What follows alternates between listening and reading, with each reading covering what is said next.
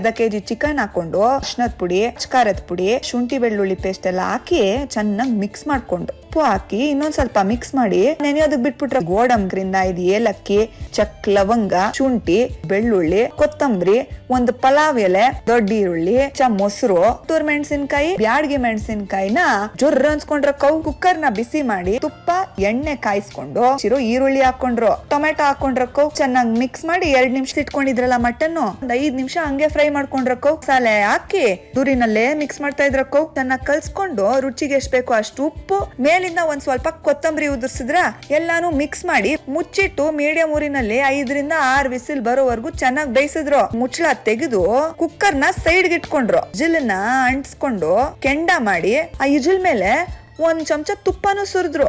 ದಮ್ಮ ಹಂಗೆ ಬೇಯಕ್ ಬಿಟ್ರಕ್ಕೋ. ಮೇಲಿಂದ ಸ್ವಲ್ಪ ಕೊತ್ತಂಬರಿ ಉದುರ್ಸಿದ್ರೆ ನೋಡು ರಾಯ್ಗಢ್ ಸ್ಪೆಷಲ್ ಮಟನ್ ರಸ ರೆಡಿ.